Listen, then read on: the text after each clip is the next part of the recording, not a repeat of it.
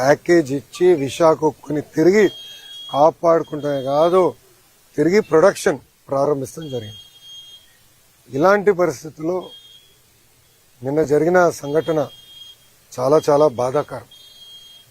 ఒక పక్కన మేమందరం కూడా మళ్ళీ పూర్వ వైభవం వస్తుంది విశాఖ ఉక్కుకి, ఎందుకంటే టెక్నాలజీ చాలా మంచిది. ఆ టైంలో కట్టిన 4 ప్లాంట్లో కానీ ఒకసారి చూస్తే one of the best technology ఉన్న ప్లాంట్ ఇది.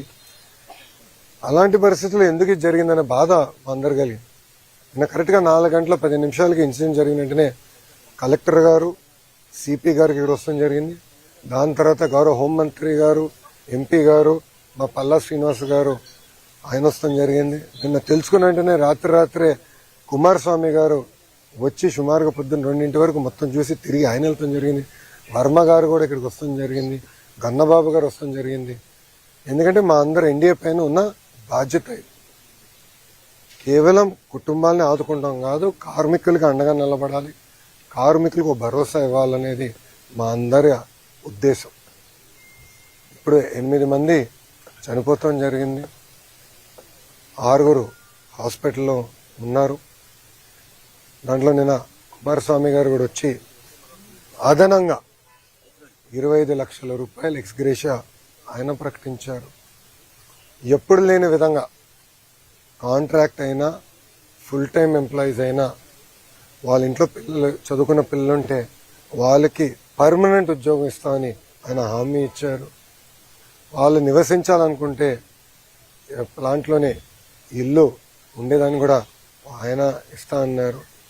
ఇంతేకాకుండా పర్మనెంట్ ఎంప్లాయీస్కి చాలా స్పష్టంగా ఇంత రావాలనేది ఉంది నిబంధనలు.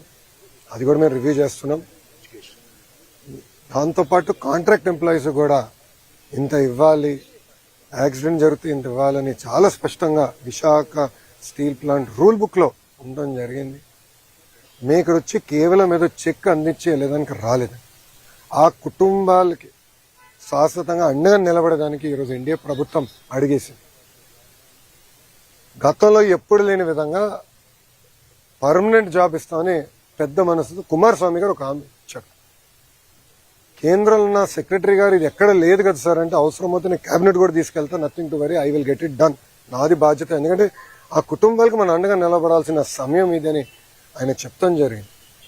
సో ఎక్కడ జరగలేదు. ఇప్పుడే గురువు గారు చెప్పినట్లు పిల్లలు కూడా చదువుకునే, ఎందుకంటే పాప ఒక కార్మికుడికి 3 నెలల బాబు ఉన్నాడు. 3 నెలల బాబు, అందరూ బాధ కలిగింది. ఒకరిదైతే రేపు పుట్టినరోజు. సో వాళ్ళందరూ కూడా కుటుంబాలకు అండగా నిలబడాలి, బాధ్యత మా పైన ఉంది. సో నేను కుటుంబాలను కలిసి కూడా చెప్పాను, రూల్స్ ప్రకారం కొంతమందికి ఎక్కువ వస్తుంది, నాకు ఎలాంటి డౌట్ లేదు, ఎంత ఉన్నా అంత ఇవ్వాలి. ఆల్రెడీ సీఎండీ గారు స్పష్టంగా చెప్పారు. నిన్న కుమారస్వామి గారు ఇచ్చిన ఆదేశాల మేరకు ఈరోజు డేట్ మారే లోపల 25 లక్షల రూపాయలు ఫస్ట్ విడత కింద 8 మంది వాళ్ళ అకౌంట్లో డబ్బులు వేస్తూ జరుగుతుంది.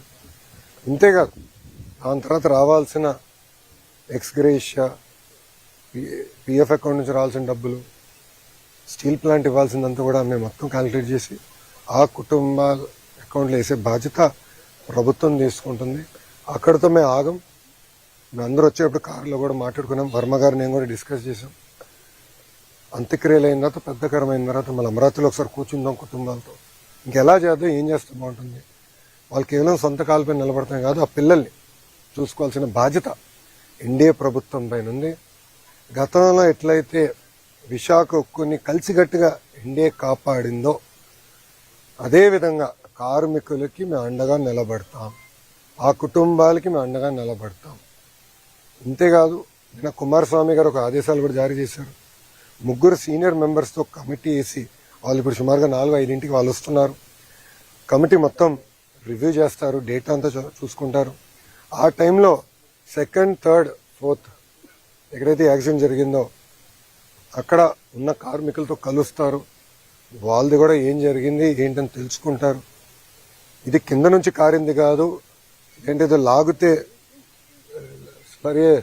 ఫినిష్డ్ ప్రోడక్ట్ బయటకు వచ్చింది కాదు, పైనుంచి పొంగుతాం కూడా కాదు, కక్కింది. పొంగినది వేరే రకంగా అనుకోవచ్చు, కానీ కక్కింది. ఎందుకు జరిగింది, ఎక్కడ జరిగింది ఇది, ఎందుకు ఇక్కడ జరిగింది, దీని వెనకాల ఏంటి, మొత్తం మనం క్షుణ్ణంగా పరిశీలించాల్సిన బాధ్యత అటు స్టీల్ ఇండస్ట్రీ పైన ఉంది, రాష్ట్ర ప్రభుత్వం పైన ఉంది. తప్పనిసరిగా నివేదిక వచ్చిన తర్వాత ఏం చర్యలు తీసుకోవాలో ప్రభుత్వం తీసుకుంటుంది. కానీ ఈరోజు యాక్సిడెంట్లో దెబ్బలు తగిలిన కార్మికుడిని హాస్పిటల్లో కలిశారు. ఆయన పేరు శ్రీనివాస్. ఆయన కలుస్తుంటే ఆయన ఒక మాట అన్నాడు, అయ్యా మాకు దెబ్బలు తగిలినాయి, మీరు వచ్చారు పెద్ద మనసుతో మాకు అండగా నిలబడతాన్నారు, కానీ విశాఖ ఉక్కుని మీరు కాపాడండి. మీరు ఉక్కుతో అండగా ఉండండి, ఈ ఫ్యాక్టరీతో అండగా ఉండండి, ఉక్కు ఫ్యాక్టరీతో అండగా ఉండండి. ఇది కేవలం మా కుటుంబాలే కాదు, లక్షలాది కుటుంబాలు గాజువాక విశాఖపట్నంలో దీనిపైన ఆధారపడి ఉన్నాయి. చూసుకోవాల్సిన బాధ్యత మీదని ఆయన చెప్పారు. ఇన్ఫాక్ట్ ఆయన చెప్పినప్పుడు నేను అనుకుంటే ఆయన గురించి, ఆయన కుటుంబం గురించి మాట్లాడుతున్నాడేమో అనుకున్నా. వర్మ గారు కరెక్ట్ చేశారు, లేదు బాబు విశాఖ ఉక్కు గురించి ఆయన మాట్లాడుతున్నాడు అని. అంటే ఎంత పెద్ద మనసుతో కార్మికులకి ఎంత ఎమోషనల్ అటాచ్మెంట్ ఉందో నిజంగానే నేను ఈరోజు తెలుసుకుంటాం జరిగింది. ఇంతేకాదు ఉత్తరాంధ్రలో పెద్ద ఎత్తున పెట్టుబడులు వస్తున్నాయి, మీ అందరూ తెలిసిన విషయమే. డేటా సెంటర్లు అవ్వచ్చు, ఐటీ అవ్వచ్చు, హెవీ ఇండస్ట్రీలు కూడా పెద్ద ఎత్తున మిగతా ఉక్కు ఫ్యాక్టరీలు వస్తున్నాయి. ఇంకా కొన్ని అనౌన్స్మెంట్ త్వరలో రాబోతున్నాయి. ఇవన్నీ వచ్చినప్పుడు స్కిల్ డెవలప్మెంట్ అనేది చాలా చాలా అవసరం.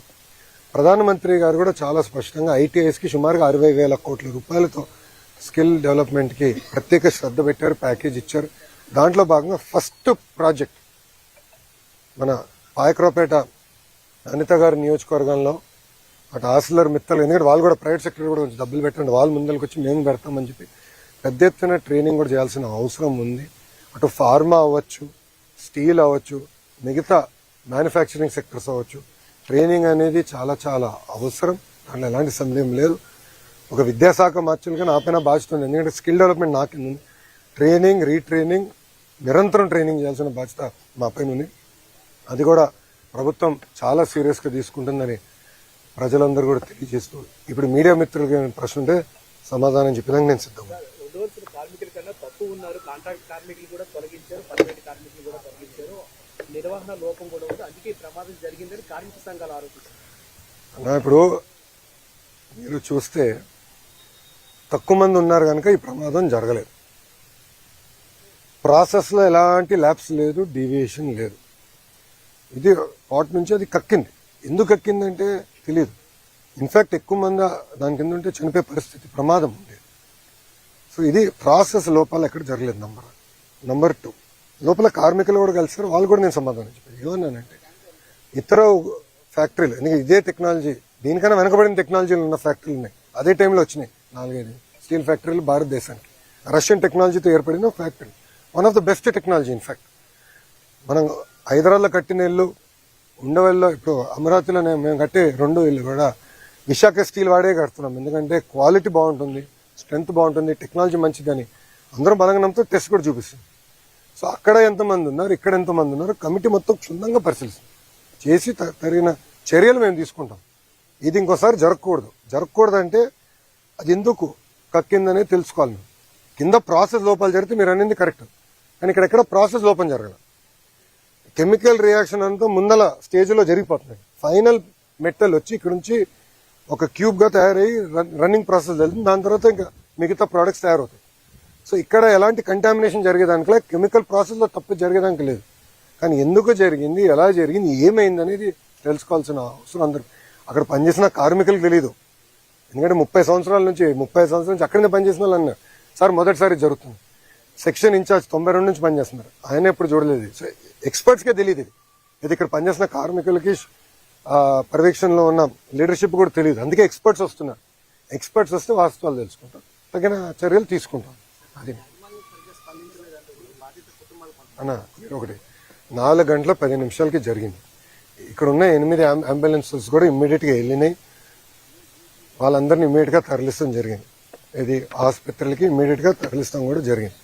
ఇంతేకాకుండా కలెక్టర్ గారు వచ్చారు, సిపి గారు వచ్చారు, హోంమంత్రి గారు వచ్చారు, ఎంపీ గారు వచ్చారు, ఎమ్మెల్యే గారు వచ్చారు, అందరూ వచ్చారు. ఇప్పుడు కుమారస్వామి గారు నేను రాత్రి వచ్చారు సార్.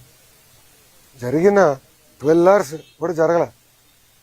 4 గంటల 10 నిమిషాలు జరిగితే ఆయన సుమారుగా 10 కల్లా దిగారు. 6 గంటల్లో కుమారస్వామి గారు స్వయంగా వచ్చారు. నేను నిన్న సాయంత్రం వచ్చా రష్యా నుంచి, ఈరోజు ఉప ముఖ్యమంత్రి గారు వచ్చారు.